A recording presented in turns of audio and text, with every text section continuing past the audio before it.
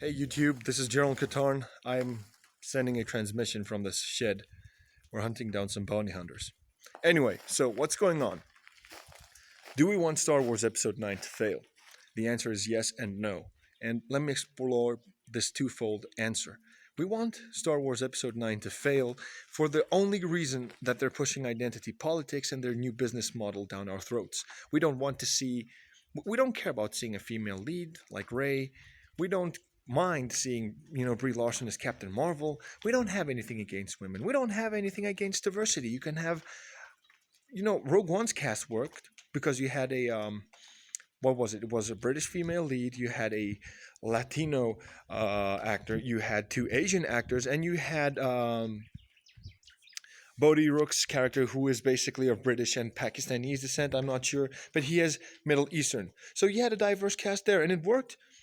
It could have worked with white males. It could have worked with black males, black females. It doesn't matter what race or gender they were.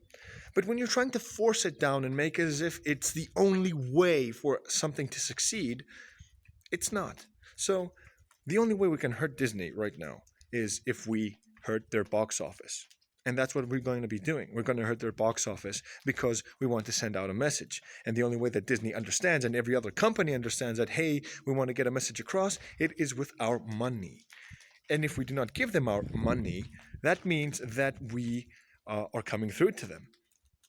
So that's why we wanted to fail.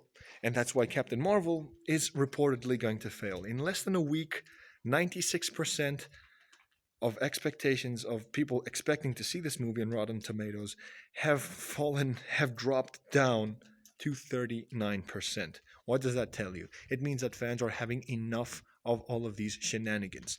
Identity politics and what Brie Larson does when she runs her mouth and yaps against white males. Well, I'm not completely white. I'm a Caucasian Mediterranean base, so I get a pass. So, thing is, that's why we wanted to fail, and that's why people are not going to go into the cinemas. That's why they're not going to give you their money, because what you are promoting is not something that they appreciate. And when you scorn us on top of that, guess what? We're not going to give you our money. So, yeah, no secret there. So, that's the only reason why Episode 9, that's why fans want Episode 9 to fail. Now, why we don't want it to fail at the same time is because we love Star Wars and we want to see a great Star Wars movie. If we could have a Star Wars movie every year that was good, that would be best. Even if you take 3 years, it doesn't matter. It is best. Okay, yeah. This is Africa, by the way, people. So if you hear any indigenous animals quawking and squawking, yeah, anyway, let's get past that. Um, Let me show you guys a picture of the bush. Yeah. So, anyway, back to the topic. We don't want episode 9 to fail either because, hey, it's Star Wars. I love Star Wars. You love Star Wars. And you don't want to see your favorite franchise go to hell.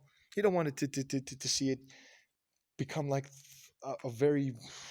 It's like right now, I don't know what to describe it as, but basically it's like that very successful person that took some very wrong life decisions, and then you see him as a homeless person with this very dirty beard and ragged those rags for clothes and stuff. And then when you recognize him, you're like, aren't you? Weren't you that behemoth? Weren't you that mega superstar? And that's what Star Wars is turning into right now because of the identity politics.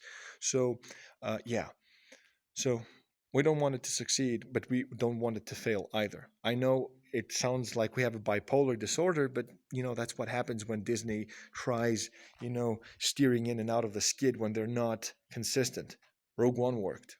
Star Wars The Force Awakens worked, but then you decided, okay, instead of actually testing the water with your toe, you decided to just dive into the metaphorical pool of identity politics and blatantly shoved it down our throats with Solo. And that's why it failed. It's not only The Last Jedi backlash. I can assure you that if The Last Jedi did okay, Solo would have flopped. Okay, it wouldn't have flopped that hard, but it wouldn't have made that much money because of what you tried to push with L3. And L3 had been advertised before Solo came out, so I'm pretty sure that yeah, they would have given you the same response. They wouldn't have given you uh, they wouldn't have given you a better box office, that's for sure. So that's my thought on that. What do you guys in the comment section think. Do you want Star Wars Episode 9 to fail? Do you want it to succeed? And just explain why. Expand on your opinions and views. I like interacting with the comments section and on Twitter as well, at TPL723. You can DM me, you can tweet at me directly if you agree with me. If you disagree with me, I'm all open for a decent conversation. But if you're going to come and troll me and be like, yeah, okay, I won't appreciate it and I won't dignify it with an answer. So, fruitful conversation is good for everyone, even when you're in a disagreement. So, that's all the time I have for now. Thank you guys for watching. Comment, like this video, share it if you want to. And if you're new to the channel, I'm General Katarn, and I talk about Star Wars, I talk about Marvel, and I build lightsabers. So, thank you so much for watching, and I'll catch you guys in my next video where I will have um, a better script for that.